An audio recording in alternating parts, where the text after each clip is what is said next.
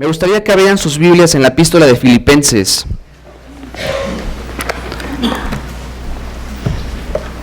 En la epístola de Filipenses, capítulo 3, versículos 17 del versículo 17, y nos vamos a ir hasta el capítulo 4, el versículo 1. Y la palabra de Dios dice así: Hermanos, sed imitadores de mí, y mirad a los que así se conducen según el ejemplo que tenéis en nosotros. Porque por ahí andan muchos, de los cuales os dije muchas veces, y aún ahora lo digo llorando, que son enemigos de la cruz de Cristo, el fin de los cuales será perdición, cuyo Dios es el vientre, y cuya gloria es su vergüenza, que solo piensan en lo terrenal. Mas nuestra ciudadanía está en los cielos, de donde también esperamos al Salvador, al Señor Jesucristo, el cual transformará el cuerpo de la humillación nuestra para que sea semejante al cuerpo de la gloria suya, por el poder con el cual puede también sujetar a sí mismo todas las cosas. Así que, hermanos míos, amados y deseados, gozo y corona mía, estad así firmes en el Señor, amados. Antes de comenzar este sermón, me gustaría hacerte una pregunta. ¿Quién es tu modelo a seguir? Como cristiano, como hijo de Dios, ¿quién es tu modelo a seguir este día de hoy? Sam Rodman, que es un pianista, un concertista judío que vino a los pies de Cristo por la gracia de Dios, es un músico tan prominente y tan influyente que muchos músicos utilizan sus métodos de estudio para también ellos aplicarlos. En otras palabras, ellos siguen el ejemplo de este hermano Sam Rodman. Y una de las más grandes responsabilidades que los músicos tienen es el establecer y mantener buenas disciplinas de práctica y estudio. Si no practico con diligencia y disciplina las piezas musicales que algún profesor me ha pedido, ¿qué va a pasar? No me va a ir bien. Y lo más seguro es que mis calificaciones van a fallar. Aún así, si me falta disciplina, y esta falta de disciplina es persistente, entonces no solo mis calificaciones como estudiante de música van a ser muy pobres, pero también mi reputación como músico va a ser pobre. Es por eso que como músico o como cualquier estudiante profesional, es importantísimo que no solo desarrolle disciplina y dedicación en mis estudios, pero también debo seguir el ejemplo de aquellos que han atravesado por lo que yo he atravesado, ¿cierto? ¿Para qué? Para que de esta manera, mientras imito su ejemplo de estudio, yo pueda hacer igual o pueda hacer hasta mejor. Obviamente esta es una ilustración de la manera en cómo muchas personas se comportan en su manera profesional. Los que estamos en el ministerio vemos a pastores como los puritanos, los reformadores, sus sermones, queremos imitarles. ¿Por qué? Porque queremos ser los mejores. Ahora, esta no debería de ser nuestra disposición y convicción en cuanto a imitar a nuestros hermanos en la fe, que viven irreprensiblemente delante de Dios, para que nosotros también seamos irreprensibles. ¿No debería de ser esta manera, nuestra manera de vivir? Porque muchas veces nos encanta decir, es que yo quiero ser como, cliché otra vez, quiero ser como el hermano MacArthur, quiero ser como el hermano R.C. Sproul, quiero ser como Calvino, quiero ser como Spurgeon. ¿Pero por qué? ¿Simplemente porque quieres ser conocido o porque quieres tener un reconocimiento? ¿O porque quieres imitar su ejemplo y porque quieres imitar a Jesucristo? El imitar a hombres de Dios no es nada más para que los imites su manera de ser, sino para que últimamente imites a Cristo.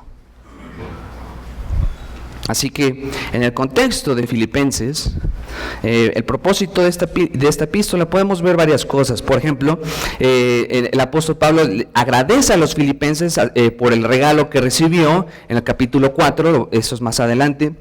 Asimismo, él explica las circunstancias que estaba atravesando en la cárcel de Roma, y asimismo exhorta a los cristianos de Filipos a que pusieran sus ojos en Cristo en gozo, a pesar de que estaban atravesando por persecución y oposición de falsos maestros. Y no solo eso, sino que también los exhorta a que los filipenses tuviesen unidad. Así que vamos a ver un par de cosas en el contexto de Filipenses. Pablo confirma que los hermanos de Filipenses eran genuinos hermanos en la fe. Eso lo vemos en el primer capítulo. Asimismo, Pablo demuestra que aun cuando estaba aprisionado por causa del Evangelio, él exhortó a los filipenses a tener unidad como iglesia, no solo en su presencia, cuando Pablo estaba entre ellos, sino ahora más que estaba encarcelado, los filipenses tenían que seguir en unidad. Tenían que seguir con sus ojos puestos en Jesucristo. También exhorta a que sean irreprensibles en medio de un mundo caído que está separado de Dios. Asimismo, Pablo les manda también a que se gocen y que tuviesen cuidado de aquellos falsos cristianos y aquellos falsos maestros que estaban infiltrando herejías en la iglesia. Y aparte, lo más chistoso es que estos falsos maestros se decían hijos de Dios, lo vamos a ver un poquito más adelante, pero eran farsantes. Y finalmente Pablo les da el claro ejemplo de lo que había sido su vida antes de haber sido salvado por la gracia de Dios y lo que ahora él es a causa del Evangelio. Y realmente el punto de este mensaje es que claramente Pablo nos demuestra que hasta el momento él había padecido por el Evangelio. Al ser un apóstol de Cristo, su amor por Cristo era tan evidente que él mismo estaba dispuesto a dar su vida por el Evangelio. Un paréntesis, ¿cuántos de aquí estamos dispuestos a dar nuestra vida por el Evangelio? Porque es muy fácil caminar con nuestra bandera de cristiano, soy calvinista, soy esto. Pero si hubiese persecución y tu vida estuviese en peligro, ¿estarías dispuesto a darla por Cristo? De tal modo que Pablo, regresando a este contexto, claramente exhorta y manda a los filipenses a que sigan su ejemplo. No porque Pablo estaba siendo egocéntrico, no porque le estaba diciendo, mírame a mí, porque yo soy lo máximo. No, porque últimamente su ejemplo dirigía a los cristianos a seguir a Cristo. ¿Hay mayor estándar que ese? Así que si están tomando notas el día de hoy, en este pasaje veremos 3 características del verdadero creyente. 3 características del verdadero creyente. En primer lugar vemos que el verdadero creyente imita el ejemplo de hombres de Dios. Versículo 17. Hermanos, sed imitadores de mí y mirad a los que así se conducen según el ejemplo que tenéis en nosotros. Sed imitadores. Primeramente, claramente podemos observar que Pablo da un mandato a los filipenses. Él no les está diciendo, te sugiero que seas imitador de mí. Yo pienso que es una buena idea que puedas ser imitador de mí. No, aquí está dando un mandato y que está usando el tiempo presente, lo que significa que debe ser algo que lo continúen haciendo. No es algo que los cristianos de Filipos no estaban haciendo, sino al contrario, como Pablo ya los había confirmado en los primeros versículos del capítulo 1, aquí Pablo los exhorta y les da el mandamiento a que continúen imitando el ejemplo de Pablo, que últimamente es el ejemplo de Cristo. Y es en esencia la palabra imitadores que aquí está utilizando el apóstol Pablo, y por cierto estoy leyendo de la Reina Valera 160 por sí. Yo sé que a algunos les gusta la de las Américas, a mí también, pero creo que es más práctico usar esta traducción porque la mayoría usan la Reina Valera. Pero en esencia esta palabra imitadores que utiliza el apóstol denota la idea de seguir un ejemplo, el modelo de un hombre de Dios, que en este caso, ¿quién es? Pablo. Es Pablo primero, pero que apunta ¿hacia quién? Hacia Cristo. Eso lo vemos también en 1 Corintios 11:1. Esta es la misma idea que Pablo utiliza en 2 Tesalonicenses 3, 7, 9, diciendo no vayan ahí, porque vosotros mismos sabéis de qué manera debéis imitarnos, pues nosotros no anduvimos desordenadamente entre vosotros, ni comimos de balde el pan de nadie, sino que trabajamos con afán y fatiga día y noche para no ser gravosos a ninguno de vosotros. No porque no tuviésemos derecho, sino por darnos nosotros mismos un ejemplo para que nos imitaseis. Pablo sabía plenamente tanto de su autoridad apostólica como su testimonio íntegro no provenían de él mismo. El testimonio del apóstol Pablo y su vida en integridad no venían de sus propios poderes, ellos venían de Cristo mismo. del Espíritu Santo, de la obra de Dios que estaba haciendo en la vida del apóstol. Y como lo dije, Pablo no solo se utiliza él mismo como un modelo a seguir, sino que también amonesta a los creyentes a incluso seguir el ejemplo de aquellos hermanos que ya estaban viviendo de una manera irreprensible. Es por eso que dice en el mismo versículo 17, en la segunda parte, dice: mirad a los que así que se conducen según el ejemplo que tenéis en nosotros. Es evidente que el apóstol Pablo les da un segundo mandato: mirad u observar. Y quiero explicarles esto. Esta palabra que está utilizando el apóstol de mirad u observar no es nada más para que observes algo y cheques si es genuino o no. Aquí realmente el propósito de observar a aquellos hombres y mujeres de Dios que están imitando el testimonio del apóstol Pablo es para que lo puedas imitar y lo puedas aplicar a tu propia vida.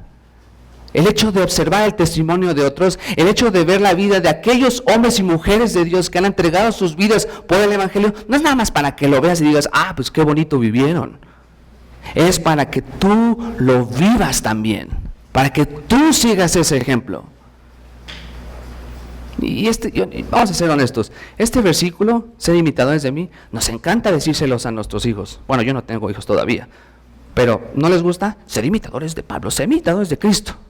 Pero eso es para todos los hermanos, y eso lo voy a estar hablando un poquito más adelante.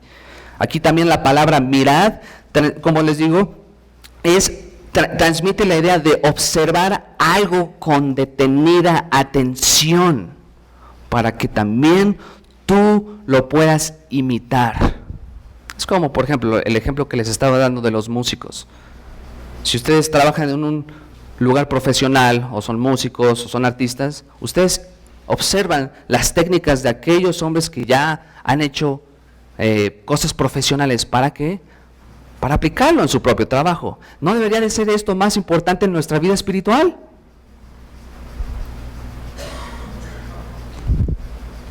Pablo de esta manera no solo ordena a los filipenses a ser imitadores de Pablo mismo, que indirectamente su ejemplo apunta a seguir el ejemplo de Cristo, sino que también ordena, les da el mandato a los cristianos a seguir el ejemplo de aquellos que ya seguían el ejemplo de Cristo.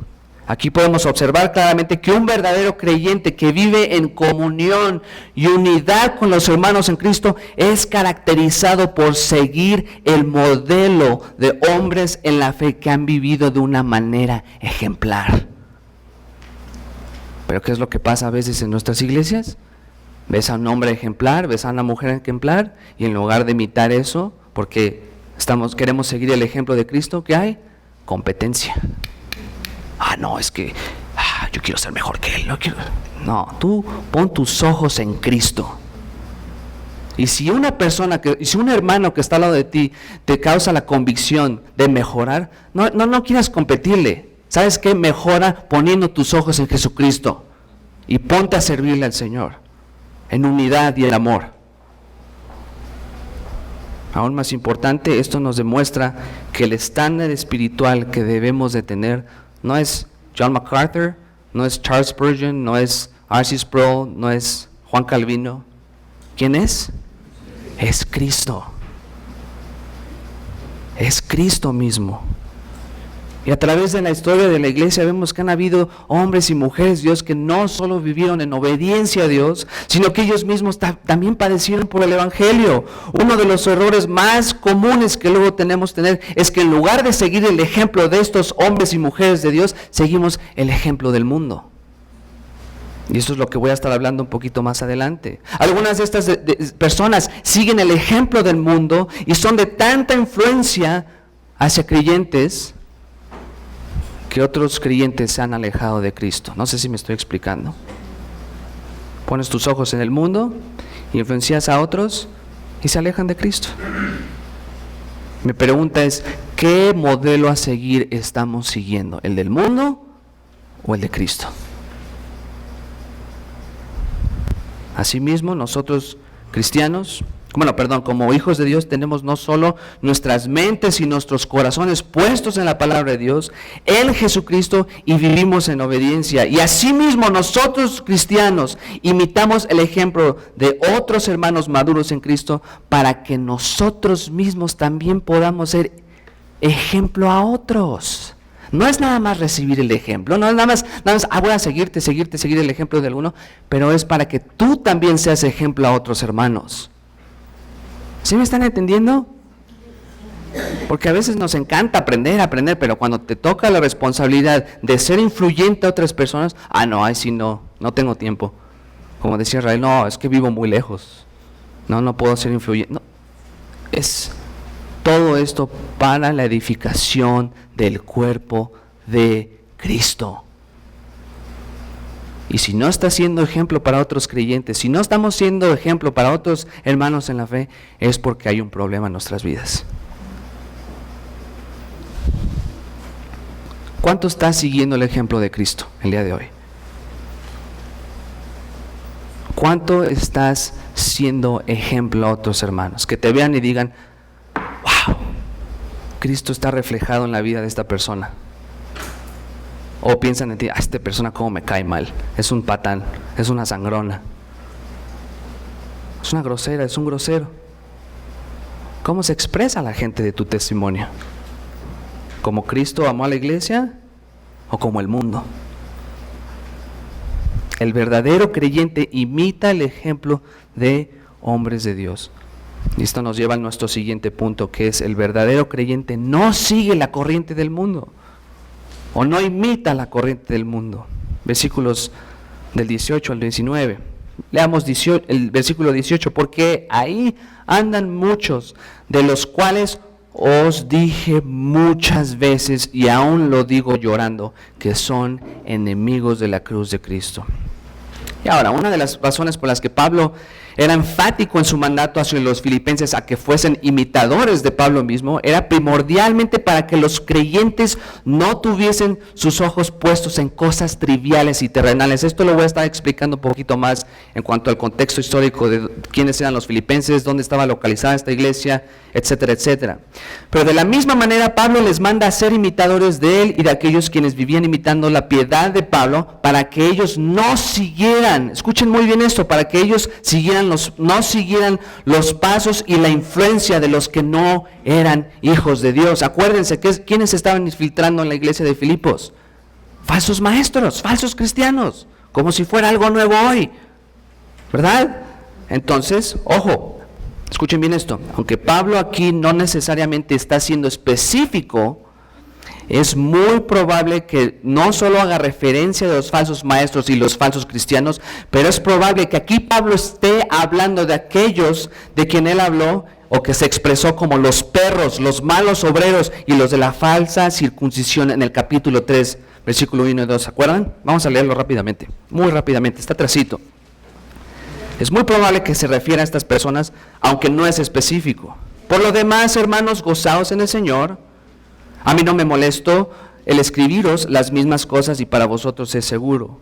Guardaos ¿de quiénes? De los perros. Guardaos de los malos obreros. Guardaos de los mutiladores del cuerpo. Otras traducciones lo ponen como los de la falsa circuncisión.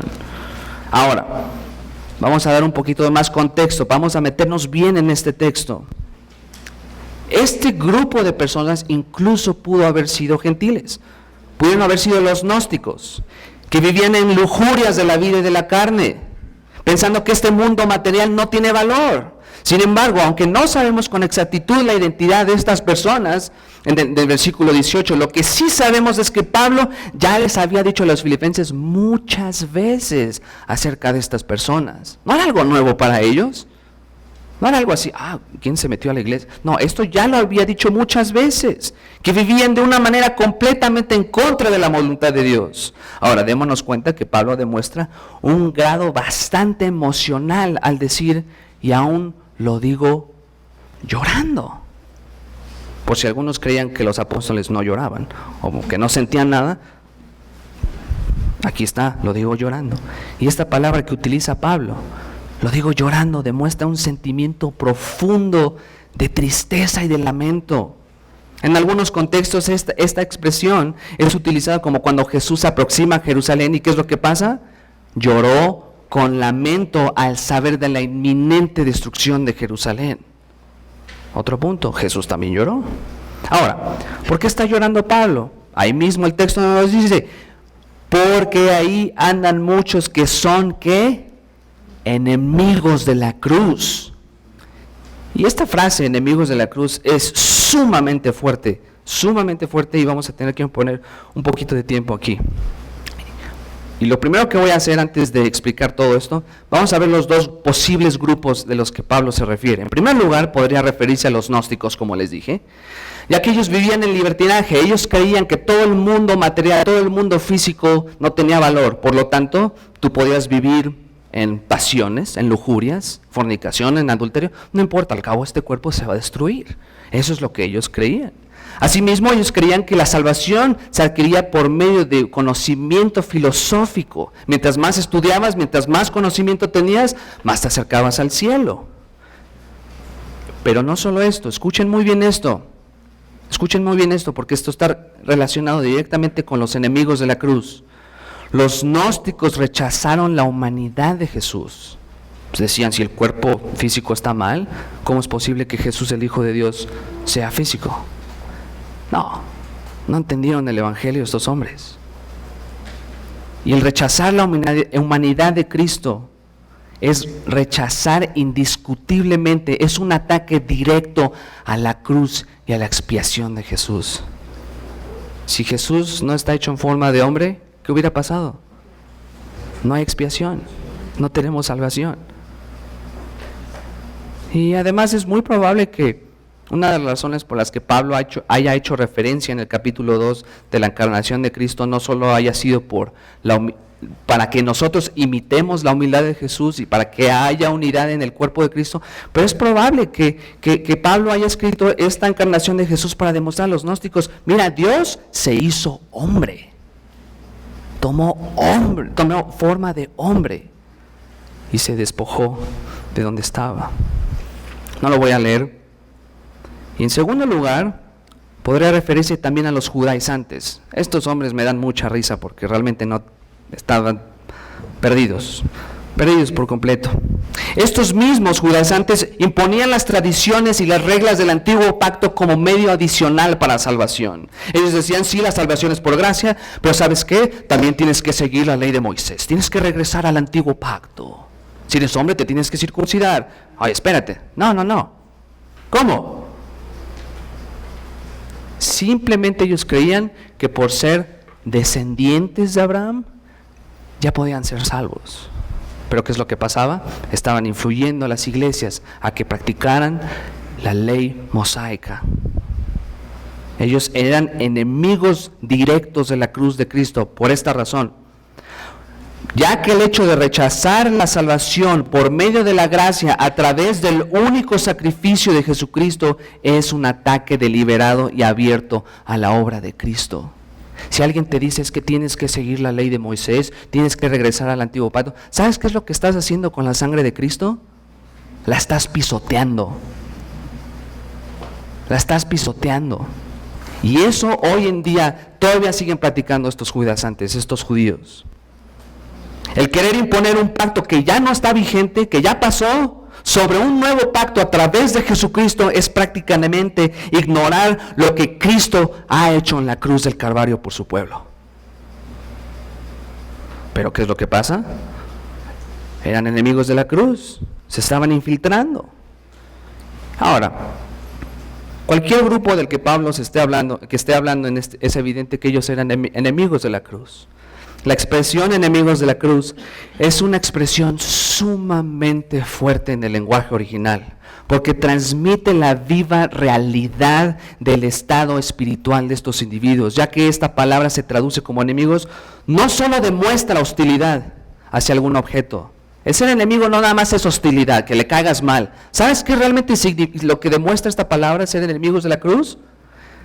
Esta palabra demuestra un odio determinado e incluso predispuesto hacia un objeto, que en este caso es el medio por el cual Jesucristo llevaría los pecados de sus hijos, el Evangelio. Ellos odian la cruz. ¿Ustedes creen que es algo nuevo el día de hoy? Ustedes evangelizan en las calles y ya los quieren matar. Ustedes van con los agnósticos o los ateos y casi están ahí liquidando. ¿Qué pasa si les evangelizas a los judíos acerca de la cruz de Cristo? Casi te quieren apedrear ahí. ¿Cómo responden? Obviamente en odio. Voy a darles unos ejemplos importantes acerca de lo que significa ser enemigos o enemigos de la cruz. Pero desde una perspectiva general, por ejemplo en la Septuaginta, que es el Antiguo Testamento en griego, por lo general esta palabra enemigos se refiere a los que son enemigos en conflictos militares. Por cierto, estoy haciendo referencia a un diccionario teológico, creo que es diccionario teológico del Nuevo Testamento. Son los enemigos en los conflictos militares, las naciones con las que uno está en guerra, esos son enemigos, hay hostilidad, hay odio, y también son enemigos personales de un hombre.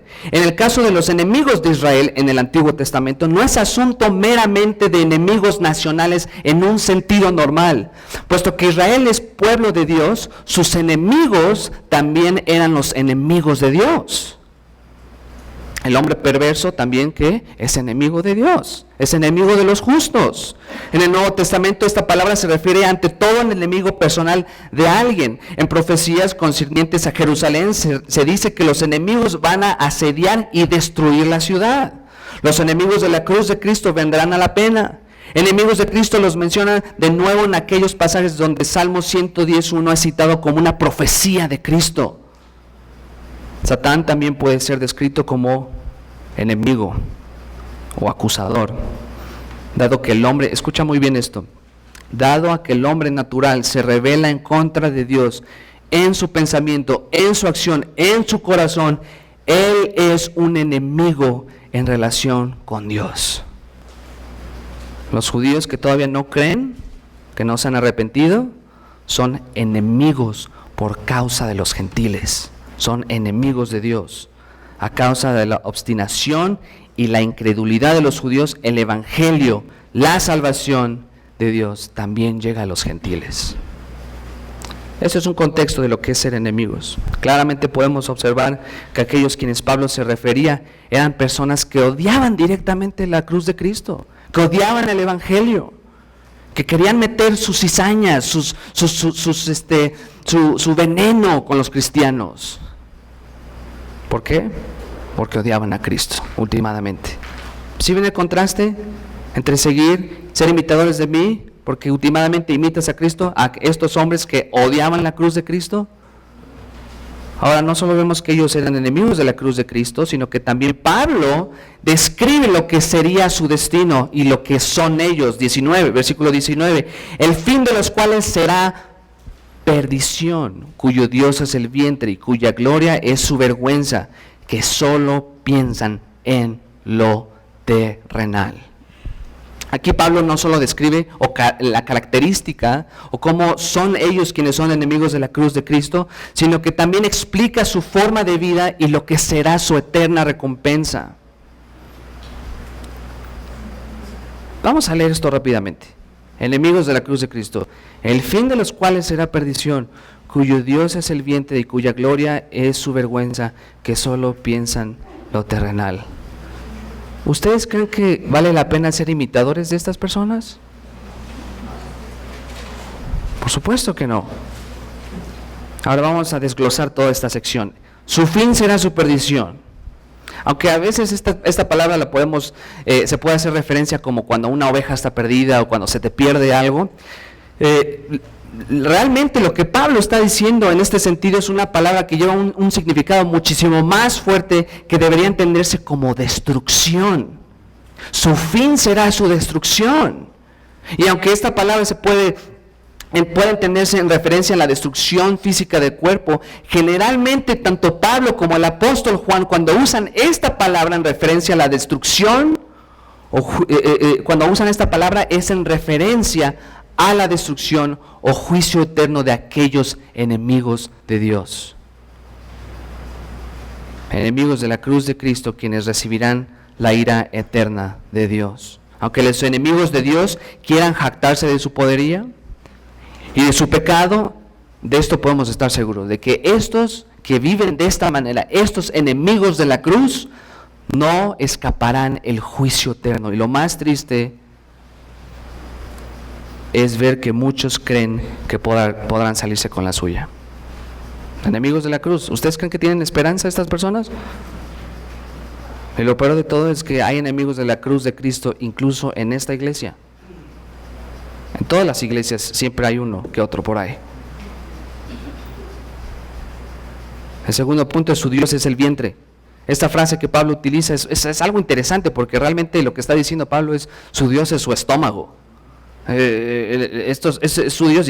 ¿Pero qué significa esto? Bueno, el concepto de esta palabra vientre o estómago en el Antiguo Testamento transmitía la idea de cavidad o algo hueco, algo que tiene que ser lleno, esencialmente en referencia al estómago o abdomen o incluso a los intestinos. Sin embargo, en este versículo podemos ver claramente que Pablo lo está utilizando de una manera completamente metafórica para describir y demostrar los apetitos y los deseos pecaminosos más profundos de una persona. ¿Ustedes creen que, como lo dice Proverbios, que los ojos y el corazón del hombre se puede saciar de todo el pecado que hay?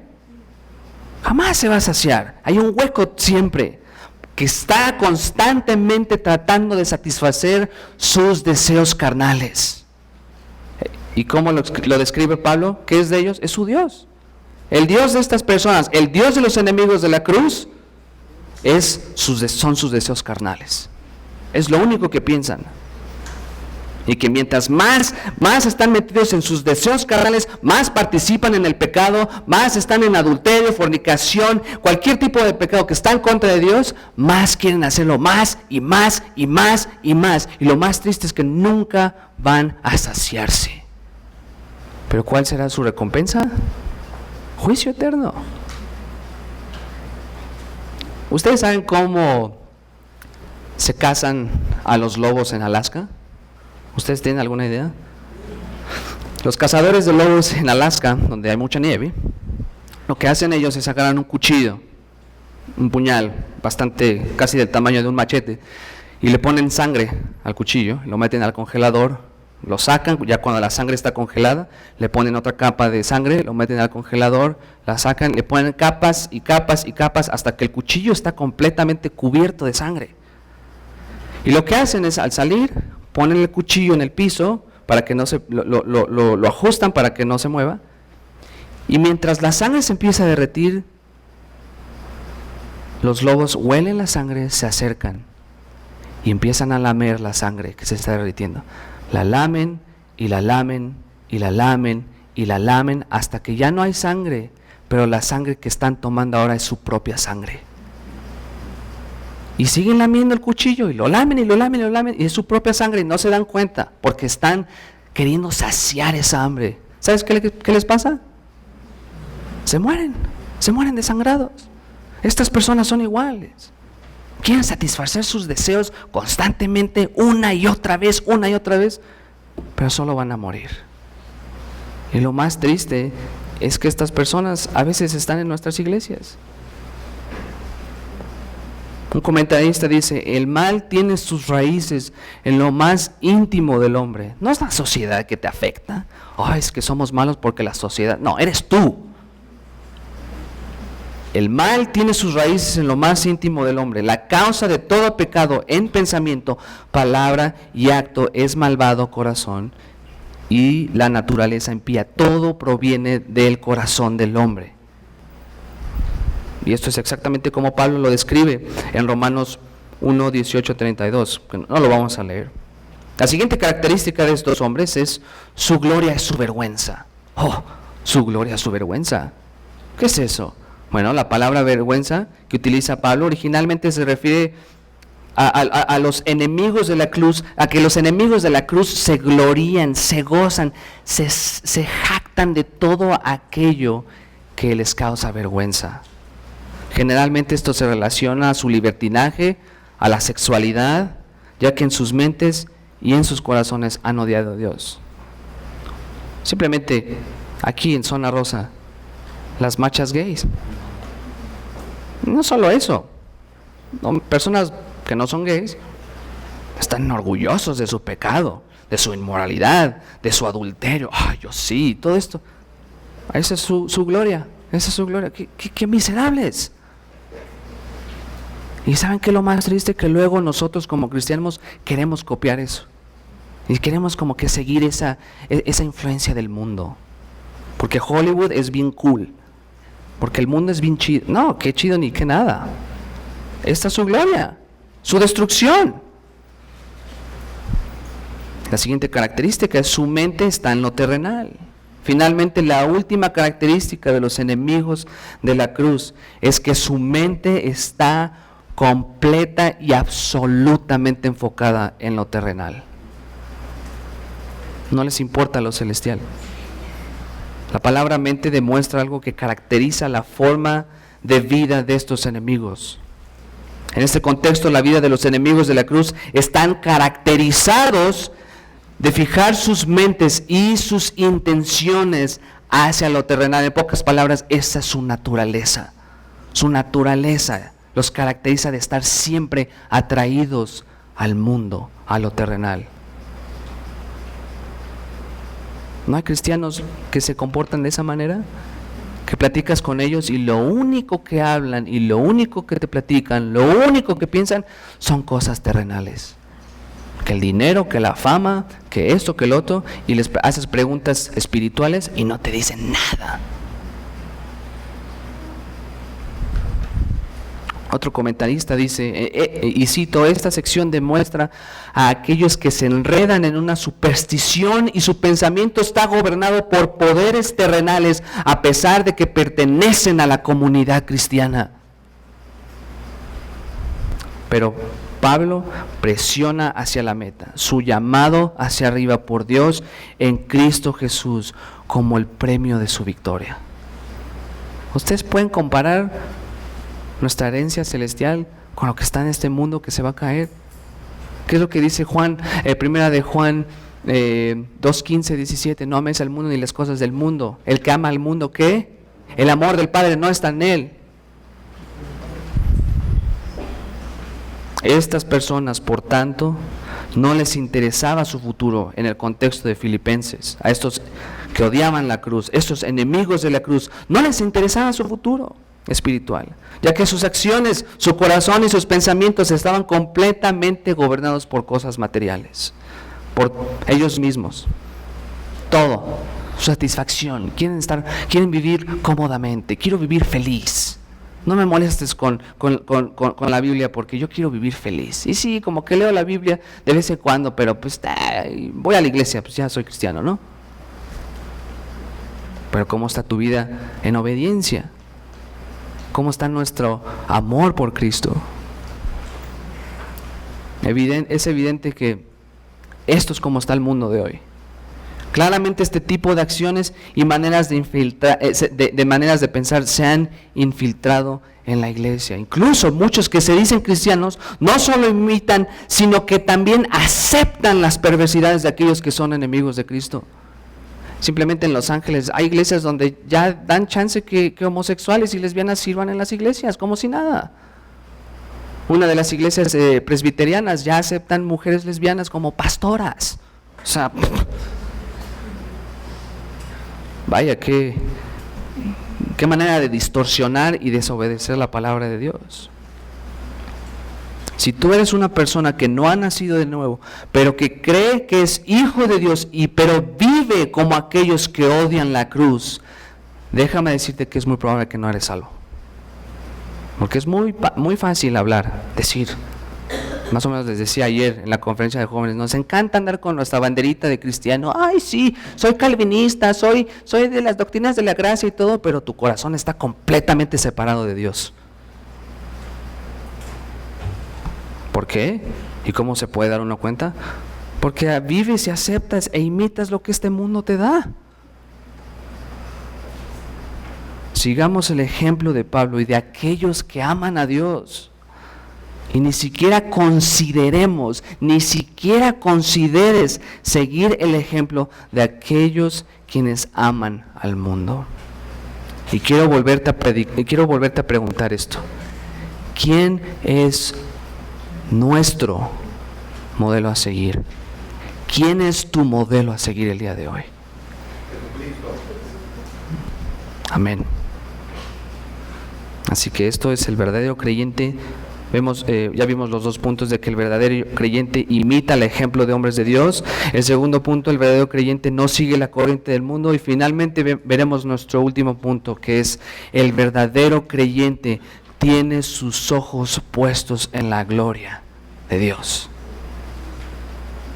¿No les da risa cómo hay veces que ustedes le hacen pregunta a algunos cristianos y les dice qué bendición sería que el Señor viniera por nosotros el día de hoy? Ay, no, ¿qué te pasa?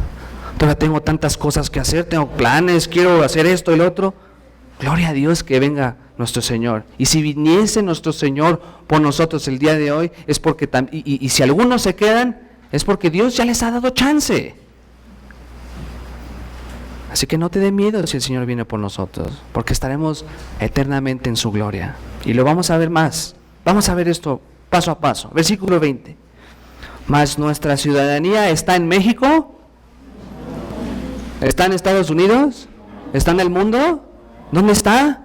En los cielos, de donde también esperamos al Salvador, al Señor Jesucristo. ¿Por qué está diciendo esto Pablo?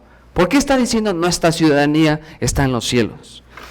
Ahora vamos a lo que les había dicho de la colonia Filipos. Hay que recordar que los filipenses se jactaban por ser ciudadanos de una colonia romana. Filipos era una colonia romana, entonces ellos, pues nosotros somos romanos, pues, somos lo más cool que hay. Y en cierta manera, este estatus social o cultural los llevó a enaltecerse en cierta manera por su posición terrenal. Sin embargo, Pablo va más allá del aspecto físico. La palabra que Pablo usa al decir ciudadanía también podría entenderse como mancomunidad o incluso herencia. Realmente lo que el apóstol les está demostrando a los hermanos de Filipos es que a diferencia de aquellos que se caracterizan por tener sus mentes puestas en lo terrenal, los cristianos deben de tener sus mentes y sus vidas enfocadas en las cosas de arriba, donde está Jesucristo sentado a la diestra del Padre. Y que su ciudadanía o su herencia no está en este mundo, sino que está, ¿en dónde? En Cristo, en los cielos, en la presencia de Dios. Vamos rápidamente a Romanos 8. Romanos 8, 14, 17.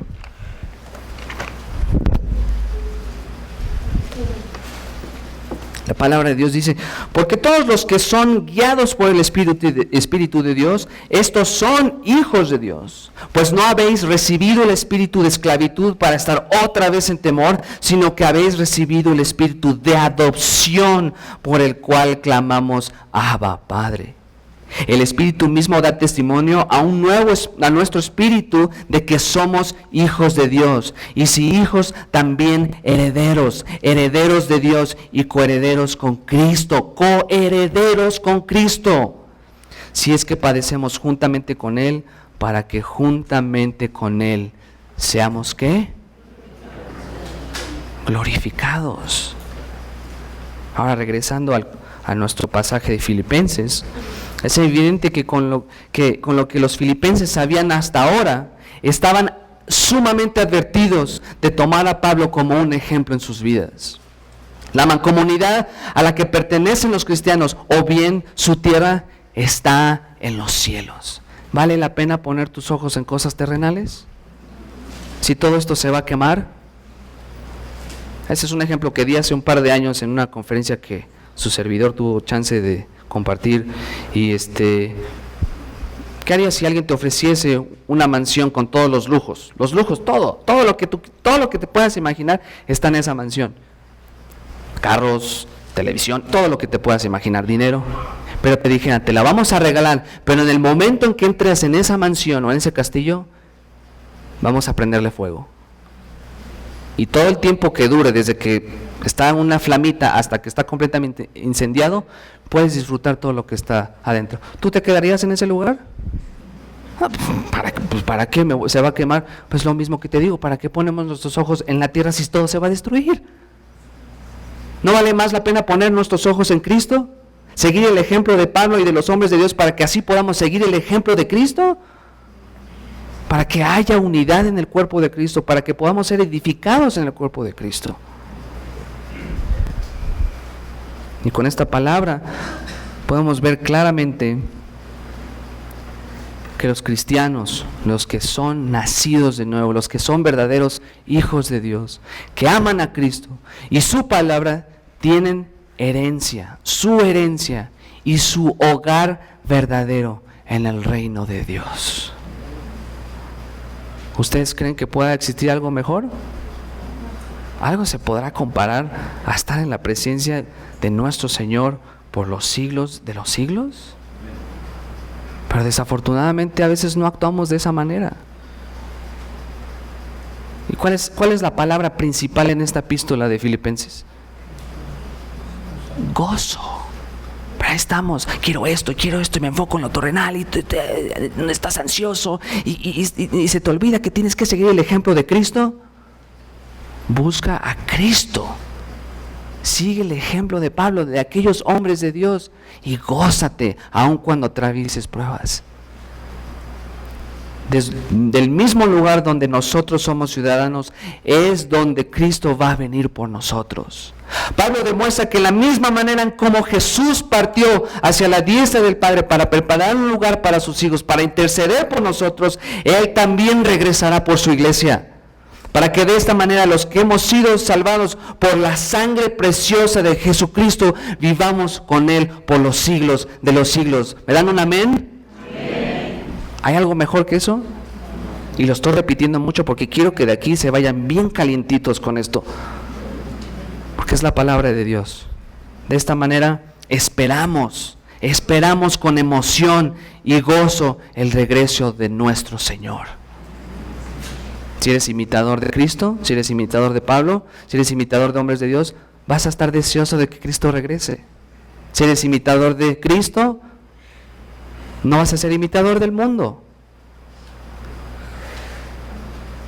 Y obviamente si eres imitador de Cristo, es porque amas la cruz, amas el perfecto sacrificio de nuestro Señor. Y no eres como lo explica Pablo, los perros. Los malos obreros, los mutiladores del cuerpo. Versículo 21.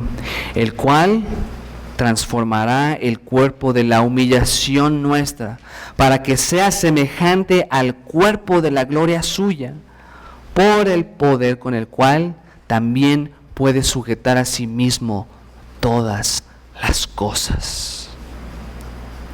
La palabra transformará que Pablo emplea aquí revela certeza, que tendrá un lugar en el futuro cuando Dios finalmente transforme o cambie nuestros cuerpos corruptos y pecaminosos con su propio poder, en el que nos glorificará. Asimismo, cuando dice cuerpo de humillación, puede entenderse como el estado o condición en la que nuestros cuerpos existen en estos momentos. Somos corruptos. Estamos en la carne. Por un lado, nuestros cuerpos son lo más bajo por causa del pecado, y es por eso que necesitamos la gracia de Dios en nuestras vidas para salvación. Y en contraste, el cuerpo pecaminoso, en aquel día en que estemos delante de Dios, nuestros cuerpos de humillación serán transformados en un estado perfecto. Un comentarista dice, el apóstol está expresando la certeza de que el Señor que viene transfigurará los cuerpos de los cristianos. Los creyentes ya tienen el espíritu como las arras de consumación escatológica y están en posición de la ciudadanía celestial, pero que todavía viven en la carne. En la venida de Cristo, sin embargo, sigo citando al comentarista, sus cuerpos serán partícipes también del estado divino. Entonces el cuerpo de la gloria reemplazará al cuerpo de la humillación que los cristianos tienen ahora. ¿Vale la pena esto? Y todo esto es por la obra de Jesucristo en nuestras vidas. Pablo demuestra esto al decir, para que sea semejante al cuerpo de la gloria suya. Ustedes se están poniendo a pensar, ¿ya pensaron bien en estas palabras? Para que sea semejante al cuerpo de la gloria suya. Vamos a ser semejantes a Cristo en esencia, en nuestros cuerpos celestiales. Por un lado, los enemigos de la cruz en el día del juicio final recibirán la ira eterna de Dios. Pero por otro lado, nosotros los que somos hijos de Dios, que hemos sido salvados por la gracia de Dios, a través del sacrificio de Jesucristo, recibiremos cuerpos glorificados para estar en la gloria de Dios eternamente. Por un lado, los impíos van a recibir un cuerpo eterno, ¿pero para qué? Para condenación. Pero por otro lado, nosotros recibiremos cuerpos celestiales. ¿Para qué? Para glorificación. No solo los que hemos sido salvos por la gracia de Dios recibiremos cuerpos perfectos, sino que seremos semejantes al cuerpo de nuestro Señor Jesucristo. Esto ni siquiera lo podemos explicar con palabras, hermanos. La palabra semejante es muy interesante porque literalmente lo que está diciendo aquí Pablo demuestra que nuestros cuerpos serán de forma o naturaleza similar a la que nuestro Señor Jesucristo tiene. No solo tendremos cuerpos perfectos y glorificados, sino que seremos semejantes a Él. Primera de Juan 3:1-3, no vayan ahí, dice: mira cuál amor nos ha dado el Padre para que seamos llamados hijos de Dios. Por esto el mundo no nos conoce porque no le conoció a Él. Amados, ahora somos hijos de Dios y aún no se ha manifestado lo que hemos de ser, pero sabemos que cuando Él se manifieste, seremos semejantes a Él porque le veremos tal como Él es. Y todo aquel que tiene esta esperanza en Él se purifica a sí mismo, así como que Él es puro. Estas palabras no deberían de causarnos en nosotros gozo, esperanza, ánimo y realmente un deseo de aborrecer lo terrenal que está en contra de Dios. ¿No sería esto un motivo bellísimo para que nosotros sigamos con nuestros ojos puestos en Cristo? Para que sigamos ese modelo a seguir que Pablo tenía. No nada más porque era apóstol, no porque es muy conocido, sino porque él también era imitador de Cristo. ¿No vale la pena esto, hermanos? ¿No sería nuestra recompensa de estar con nuestro Señor Jesucristo una razón para que sigamos firmes en nuestra fe? Porque ayer nuestro pastor Fernando Rodríguez dijo: al final de cuentas hay dos lugares al cual puedes ir. Uno, a la presencia de Dios, o dos, al infierno. Y lo más triste es que en muchas de nuestras iglesias, en esta iglesia, y se los digo no porque yo quiera decirlo, sino porque la palabra lo dice, en esta iglesia yo estoy seguro que muchos van a estar en el infierno.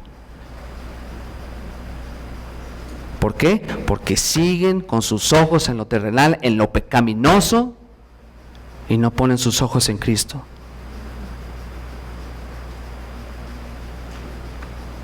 Aun cuando los enemigos de la cruz estén alrededor nuestro, ya sea que quieran influenciarnos o perseguirnos, debemos seguir firmes hasta el final con nuestros ojos puestos en Cristo. Y de esta manera Pablo concluye en el capítulo 4, versículo 1. Así que, hermanos míos, amados y deseados, gozo y corona mía, estad así firmes en el Señor, amados. Pablo demuestra el aprecio y amor que tiene hacia los hermanos de Filipos. Aún Pablo claramente demostraba que el testimonio de los fieles hermanos de Filipos era la razón de gozo al ver que el trabajo de Dios en sus vidas era evidente. Asimismo, la corona que Pablo se refiere en este versículo esencialmente demuestra una forma figurativa para demostrar que la obra del Evangelio en la vida de los filipenses estaba siendo completada. Qué bellísimo sería que nosotros nos pudiéramos expresar de la iglesia de hoy en día, aquí, que estamos viendo, es visible la obra de Dios en sus vidas. De que no solamente los líderes son un modelo a seguir, pero que ustedes también, que nosotros seamos un modelo a seguir para otras personas. ¿Quién puede decir, como les pregunté hace unos momentos, quién puede decir con certeza, hoy he estado siguiendo el ejemplo de Cristo? ¿Quién puede decirlo? Y mejor aún, ¿quién de nosotros, quiénes de ustedes pueden decir, yo he sido un ejemplo a seguir?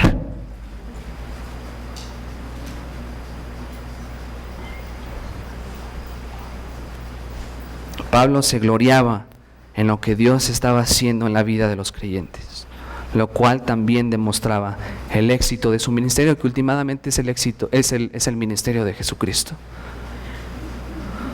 Habiendo escuchado todo esto, sigamos el ejemplo de Cristo. Sigamos el ejemplo de Pablo y de los apóstoles. Sigamos el ejemplo de aquellos que son maduros espiritualmente, para que así nosotros también podamos ser un modelo a seguir. Un comentarista que se llama James Baldwin dijo: escuchen bien esto, los niños nunca han sido buenos para escuchar a sus padres. Los niños nunca han sido buenos para escuchar a sus padres, pero siempre imitan su ejemplo. ¿Eres un modelo a seguir? ¿Tienes un modelo a seguir que es Cristo? ¿Cuál es el modelo que sigues? ¿El de los hombres o el de Cristo? El de Cristo es un modelo a seguir.